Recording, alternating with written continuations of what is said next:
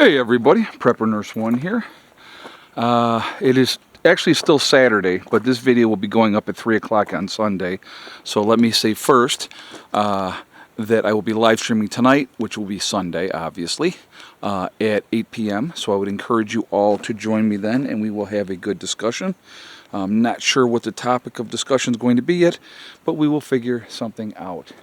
But the topic of this video, all right. Oh, and I got to show you now, the sunshine was out earlier. It was wonderful. It has now gotten more overcast, and you can see the clouds moving in. They are calling for more rain, so we'll not be surprised if we don't end up getting some rain coming in. But anyway, want to talk about this video. Something that I was thinking about, and you know, and it's you know, it's complacency, okay? Being too comfortable, being complacent. What do I mean by that? And I'm going to give a fantastic example, and I like to use myself a lot of times when I give examples of things. And I got to tell you what, you will watch some YouTube channels, and you will never, ever see anything go wrong. Everything's beautiful, everything is perfect, everything works just the way that it should. Nothing ever goes wrong. Well, the reality is that that's not reality, okay? Mistakes happen, people screw up, and like I said, a lot of channels, and I'm not going to mention any channels, I'm just saying a lot of channels will not share that with you. I share that with you, and I get highly criticized and stuff like that, and that's perfectly fine. Everybody has a right to say whatever they want to say, and, you know, but... you know, that's how we learn. That's how we make adjustments. That's how we go, wait a minute, okay, I screwed up on that, so let's not repeat that pattern again. So what example am I going to use of complacency? All right, I'm going to give you a great example of complacency. Came down here last April. At that point, I was spending 3 weeks in West Virginia, 1 week in New York, okay? And the first thing that we did when we got down here, Ronnie helped me build the battery room. We put the solar system in, and we got that going. And I went from, in New York State, I had a 24-volt solar system, to down here, a 48-volt solar system, okay? Much more efficient, awesome system, great, right? Well, at first, I was treating it basically like my system in New York. I was watching every day, where the battery's at, how are things going, is it okay? And then what happened was, it was fine, and it was doing great.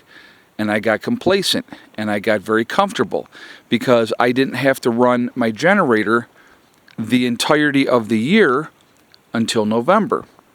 So, if anybody remembers what happened then, all of a sudden I had a weekend get-together, and we'd had a couple of overcast, cloudy days in a row, and then on a Monday, batteries crash on me. Because I hadn't been watching it. I hadn't been keeping an eye on it. The generator that I had, I was having issues with, and so that wasn't working properly.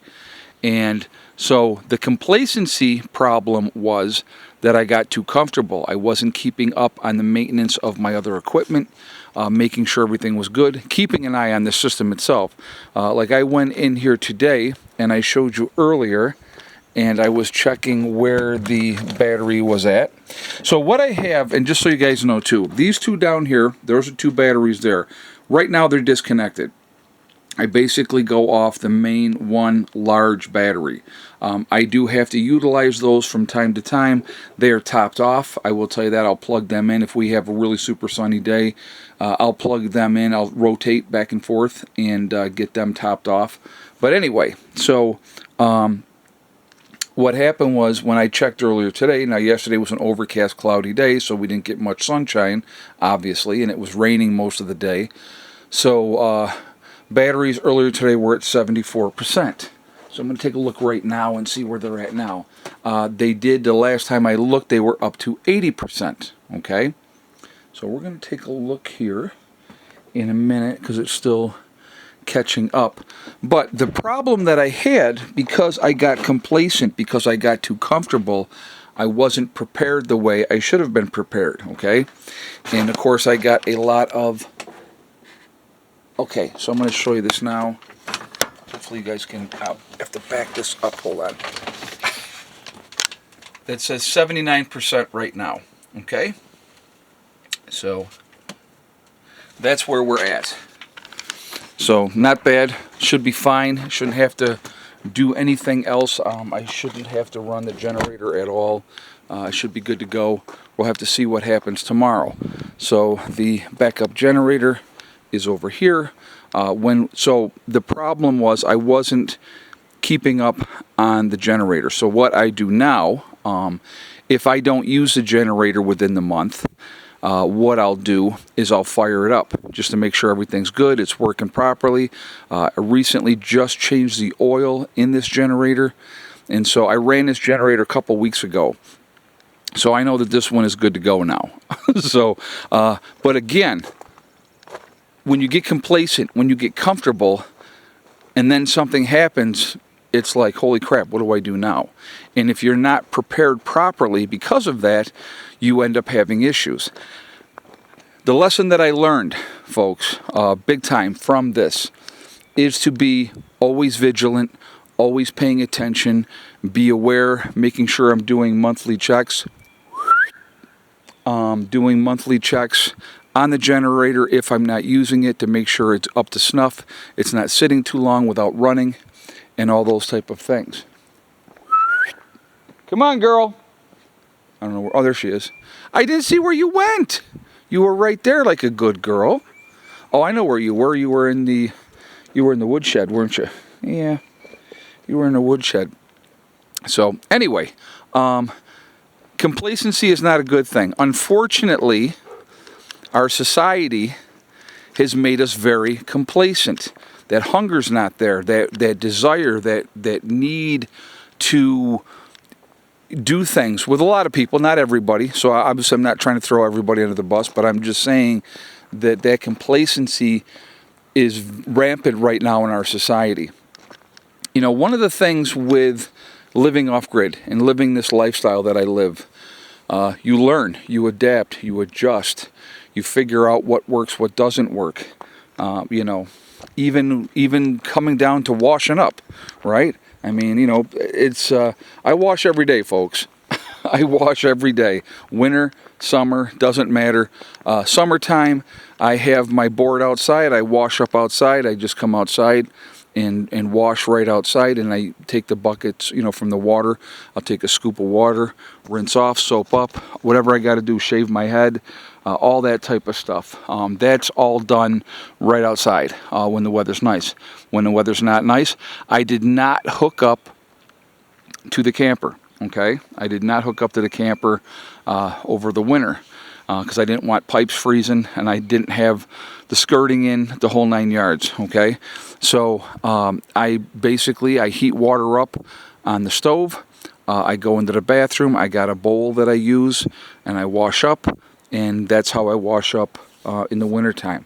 Shave my head the same way, heat up water. Basically like anybody else, if you got a sink, except that I'm not draining the water down the sink. That's the only difference. So, but yeah, so that's, you know, it's basic stuff like that. Oh, another thing of getting complacent. I will give you another good example. Again, using myself. The camper, the skirting on the camper. I did not have this, I kept delaying it. Oh yeah, I'll get to it. And then we had that very, very cold snap, if you guys remember, if you guys have been watching my videos, where we had, I had a miserable weekend. It was horrible. With the heat on full blast, the camper never got higher than 59 degrees because it didn't have any skirting on it, and the wind's blowing, and it was sub-zero temperatures. It just sucked, okay? So that was not fun. So after it warmed back up, I got out. Steve helped me, do the skirting on the camper, and we got that done. Now that skirting's going to stay on there. It's not going to come off. I have an opening in the front of the camper on the far end, so I have access to get in there. Basically got a board over the top of that. But after I got the skirting on, the rest of the winter was not bad at all. I mean, you know, then the camper was able to, even on cold days, warm up enough that I was comfortable and I was good to go. So, you know, that was very, very helpful. Realistically, when will I build? When will I build something here? I couldn't even tell you yet. I have no idea. There's a lot of other things that I want to do first, and you know, trying to work on other projects and get other things done before I worry about that. Guys, I'll tell you right now, if I had to, 2, 3 years, 4 years, if I had to, I could live in that camper and I would be perfectly fine. It has everything I need. It has everything I need. You know, so eventually, I might build an addition off from the front, and utilize that as a room and put a wood stove in there, something to that effect. I don't know yet. Time is going to tell on that. We'll have to see what happens. But, you know, again, priorities right now when we get together for the next get-together, getting the pavilion done, you know, getting more squared away in the bunker. And, you know, we're literally about 4 inches away in the bunker from being at the 12-foot level. And then there's a whole different set of things that have to be done at that point. And so, you know, I mean, I would love to go back any given day, right? Go into the bunker, get in there, and just start messing around by myself. Now, is that smart to do when you're alone? No. So I need to have somebody here with me. I need to, you know, make sure that we're being safe in those type of situations. So, I mean, if I'm down there by myself and nobody's around, nobody knows that I'm in the bunker, and I fall, I hurt myself, whatever. I mean, anything can happen.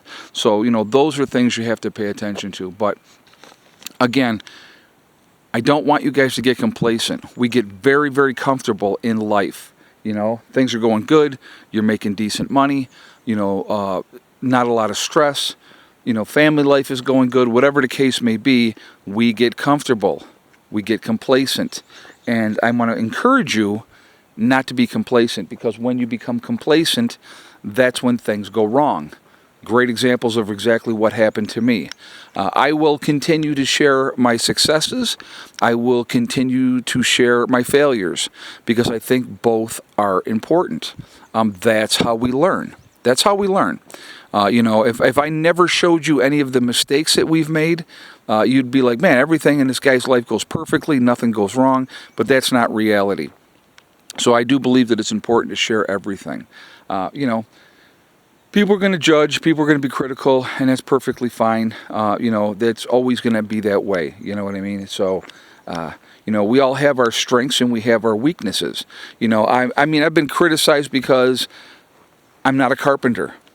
Well, you know what? It's not my forte. Never has been my forte. So why am I going to be like, well, now I have to become a carpenter? Now, I will tell you, I have been, you know, with building the decks with Dave and stuff like that. He was showing me stuff, which I appreciated. I thought that was cool, you know, and I was taking that in. That's how you learn. You learn from people that have experience. You take in that knowledge, and, you know, so he was explaining different things that guys, I'm telling you what, you get hurt, you need a nurse, I'm your guy. All right. So here's a question that I would have for you. All you guys out there that are carpenters, that are criticizing, and I'm not saying criticize, but questioning why I don't have these other skills. Well, why don't you have nursing skills? Why don't you know how to take care of people? Why don't you know how to do these different things, right? You see what I'm saying? So we have our strengths, we have our weaknesses. That makes us who we are as individuals. But anyway, getting off track like I always do. Just want to encourage you to not be complacent. Realize that you have to continue to strive. You have to continue to work towards whatever you're trying to do.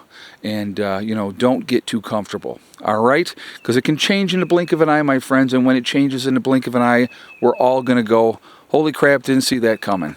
Okay? So anyway, be safe. Remember, we are all in this together. We are one race called the human race. As soon as we can figure that one out, we truly will be in much, much better shape. Also remember to hug and kiss the ones that you love. Tell them every single day. Tomorrow's not guaranteed. We never know what's going to happen in life. So it's really important that we tell the people that we care about every day how we feel. Last but not least, STD. Step, thing, and day. One step at a time, one thing at a time, and one day at a time. Whatever you're trying to do, whatever you're trying to accomplish, you can do it. The only one that's going to stop you from achieving your goals is you. That's it, nobody else. Stay positive, stay away from the negativity, and you're going to be just fine. Have a great day, everyone. I will see you at 8 o'clock for the live stream. Prepper Nurse 1, out for now.